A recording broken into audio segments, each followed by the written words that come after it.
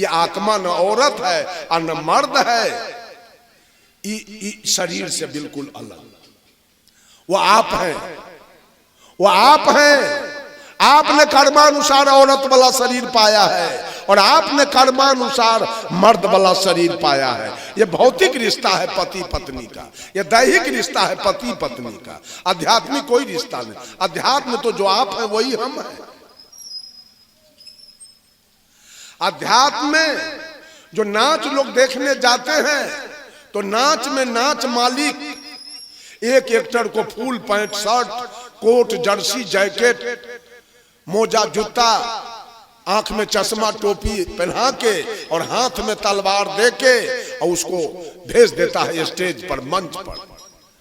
दर्शक दीर्घा में बैठे लोग कहते हैं आ गए, यही है राजा रुदल। वो भी कहता है हम 14 कोस के राजा हैं। जो राजा बन के गया वो कहता है हम 14 कोस के राजा हैं, लेकिन उसको एक धूर बैगन रोपने के लिए उपाय नहीं। मेकअप से राजा बन के गया मंच पर। एक एक्टर को साया साड़ी ब्लाउज रिबन चोटी नथिया बाली पहना के मंच पर भेज दिया तो दर्शक दीर्घा में बैठे लोग कहते हैं आ गई रुदल की पत्नी, यही है फूलवा रानी। वो औरत है, वो औरत है, वो भी मर्द है, केवल औरत के पोशाक में गया है।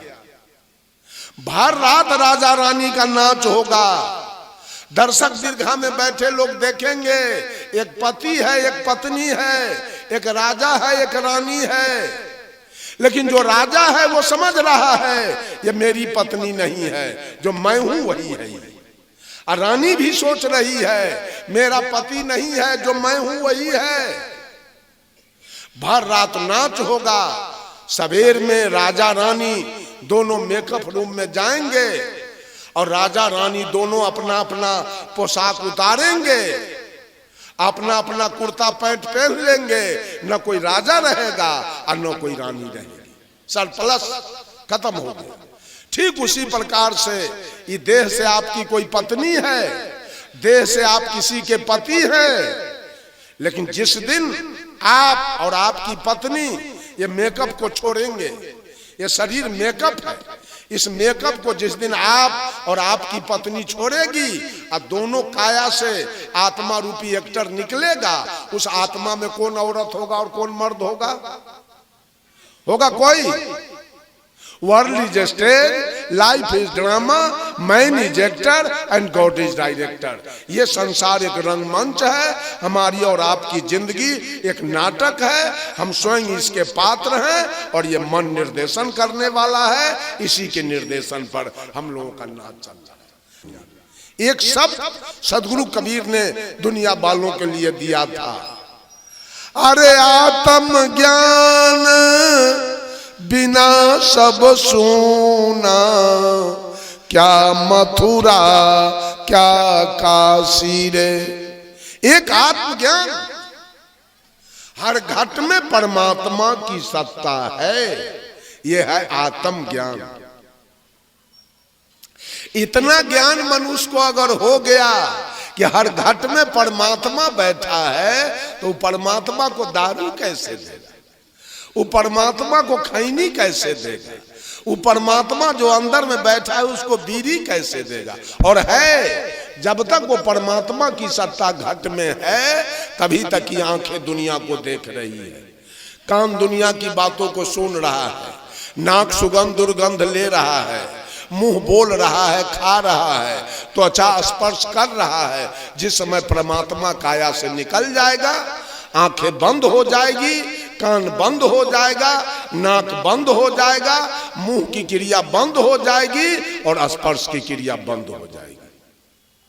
सारी क्रिया समाप्त हो जाएंगी। जैसे लाइन है तो हैलोजन जल रहा है, मरकरी जल रहा है, ये माइक काम कर रहा है, पंखा चल रहा है, लाइन कट गया तो सारे बंद हो जाएंगे। ठीक उसी प्रकार से जैसे उस हैलोजन और माइको लाइन अपना सत्ता दिया तो कार्य हो रहा है, उसी तरह से इस शरीर को, इस जड़ शरीर को आत्मा अपना सत्ता दिया है। तो आंखें देख रही है, कान सुन रहा है, और नाक सूंघ रहा है, मुंह बोल रहा है, त्वचा स्पर्श कर रहा है। जिस समय आत्मा अपना सत्ता समेट लेगा, ये शरीर डेड बॉडी होगा और श्मशान में जल के रहा।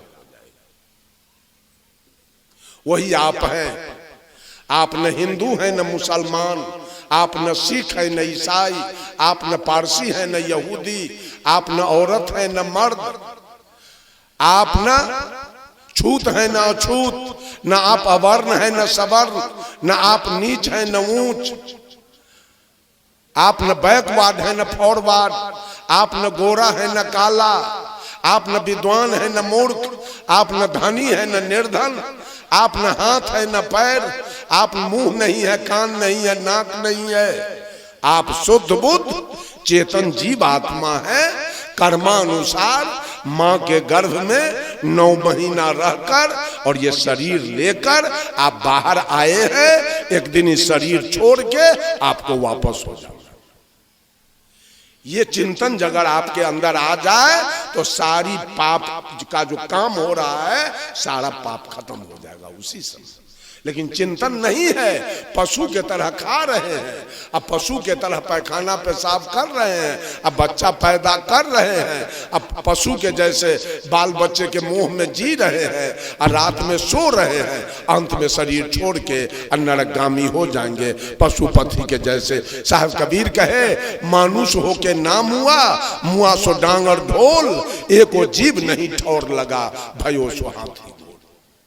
जन्म तो लिए मानव होके, जिस दिन आपने जन्म लिया तो पूरे समाज में ढोल बजा।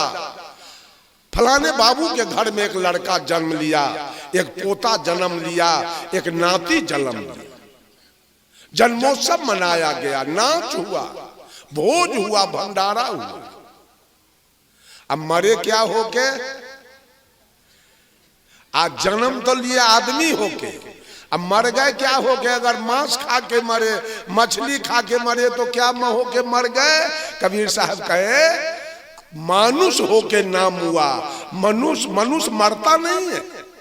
ये मनुष्य जोनी मरने के लिए नहीं मिला, सारे जोनी है मरने के लिए, चूंकि वहां ज्ञान भूमिका नहीं है। अब मानव जोनी है कल्याण पाने के लिए, मानव जोनी है मोक्ष पाने के लिए, मानव जोनी मिला है। अंत में सारे जोनी से घूरते फिरते अंत में मनुष्य जोनी मिला है, मुक्ति पाने के लिए, मोक्ष पाने के लिए, सुख शांति पाने के लिए। और मनुष्य का शरीर लेकर भी आप मर गए। लोग कहता है फलना कक्का तो मर गए, मतलब वो आदमी नहीं थे, इसका मतलब मर गए कैसे? मरती तो गाय है, भैंस है, मरता तो हाथी घोड़ा ऊंट गधा है, आदमी कैसे मर गया? आदमी को मरना नहीं।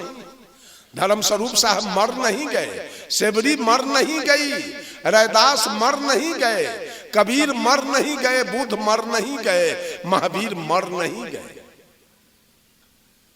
मरता है कुत्ता, गीदड़, हाथी, घोड़ा, पशु पक्षी।